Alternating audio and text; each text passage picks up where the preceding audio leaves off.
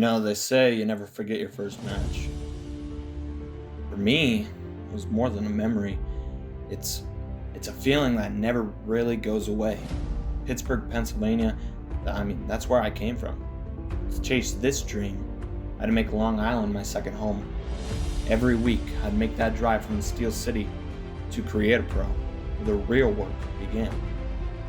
Those hours in the ring, the sweat, the pain, it was all leading to this moment. My first match against the man who had pushed me harder than anyone else, Brian Myers. He wasn't just my trainer or a mentor, he was the one who would test everything I'd learned. As the day got closer, so did the weight of it all.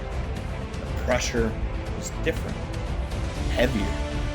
I trained, sure, but nothing really prepares you for standing just behind the curtain, knowing that in a few moments, there'd be no turning back. It wasn't a packed arena waiting on either side. No. It was just a small crowd. A few people, if that, who had no idea who I was, and that didn't make it any easier. If anything, it made it harder. The stakes felt higher, the risks greater.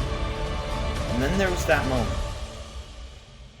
Just before I was supposed to go out, talking with a friend in the parking lot, trying to find some last bit of courage.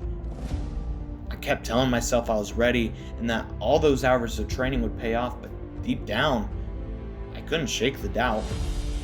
This wasn't just about having a match. It was about proving that I belonged in that ring. And at that moment, it felt like everything was on the line.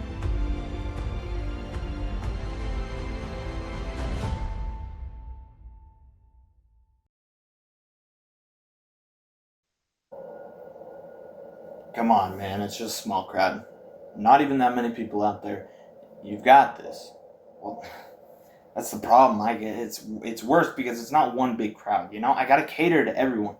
Each person's watching for something different.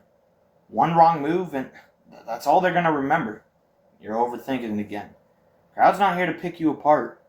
They're here to see what you got. Just focus on what you've been training for. Trust yourself. I don't know, man. This is my first real shot. What if I freeze out there? What if I crush it? What if you step in that ring and show them exactly what you've been busting your ass all these weeks for? Look, you've done the work. You've put in the hours. It's just another step. And I know you can take it. You know what? You're right. I've got this. I know I'm right. Now go get in your gear and show them what Adam Brown's all about. I'll be cheering you on from the crowd. Alright, thanks, Mike. Needed that. It's crazy. Looking back at it, seeing the first match I had, it's very interesting to see. Anyone can nitpick what they did wrong, how they did wrong, what they should have done. Looking back at it, I have no regrets. You could see the nervousness on my face that I missed a forearm. You can see just how uncathartic it was. I was having fun, running some drills here and there. And you know what? I got a little comfortable. Brian put me right back in my place.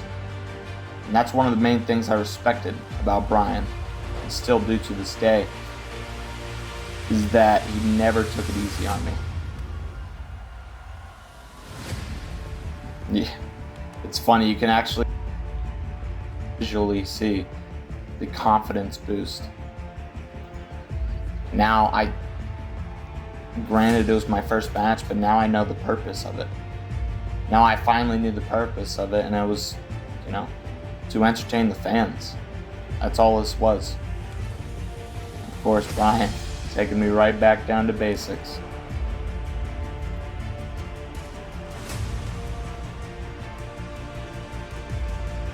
To be fair, he knew every single thing I was going to do, so I had to bring some new stuff to him. I couldn't just be running the drills. Hit him with a shooting star.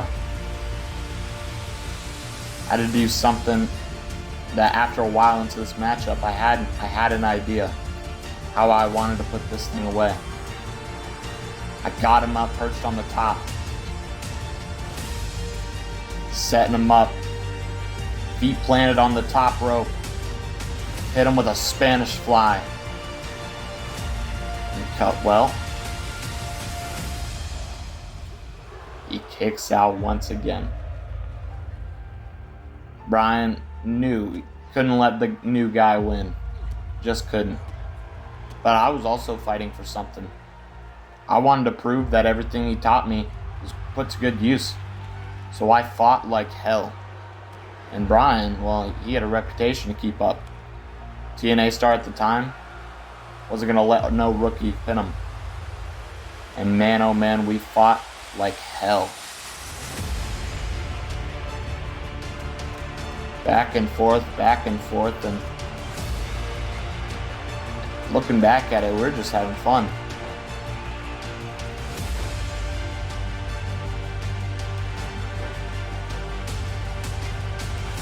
She went for the cover, but I wasn't going down that easily.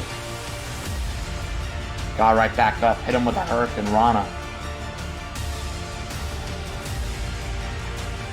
Adam getting ready for one last big move, but I got caught.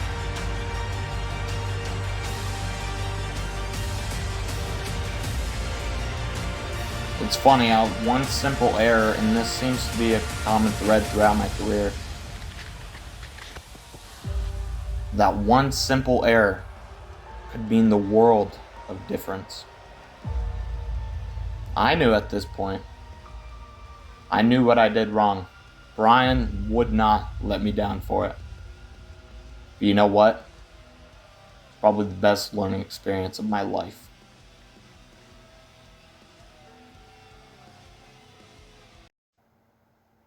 Hey, you did good out there, Adam. Held your own, like I knew you would. Thanks, Brian, but you still got the win. That's how it goes sometimes. But tonight wasn't about winning or losing. It was about seeing if you could hang in there. And you did. Your in-ring work is solid. Your moves were on point, and you didn't really back down. Well, I felt pretty good, but I could tell the crowd wasn't fully with me. I mean, I had their attention, but I couldn't hold it. And that's where the challenge comes in. You've got the wrestling down, but connecting with the audience is a whole different game. It's not just about what you do in the ring, it's about who you are out there. And that's where cutting promos comes in. Well, I haven't cut a promo yet. I've been thinking about what to say and how I want to present myself, but it's I don't know. That's makes me even more nervous just thinking about it. Well, that's normal. The first promo is always the hardest, but that's where you show them who Adam Brown really is. You've got to find your voice and make them care. It's not just about talking, it's about telling your story, making them believe in you. Yeah, I know, but I'm ready to work on it. I know it's the next step, and I'm all in. I just need some guidance. You'll get it. You've got the right attitude, and that's half the battle. The rest is just learning how to deliver. And speaking of that, there's someone I actually want you to meet. Someone who can help you out with taking that next step. Who are we talking about? You'll see soon enough. Now let's go. Hey everyone, I bet you didn't think you'd see my face in this video, but just coming off of the back end of editing this whole episode 1, and I realized that this whole thing is very cinematic. Between the opening, the opening trailer, which that's something I did want it to be cinematic, but the match, and then the segments in between.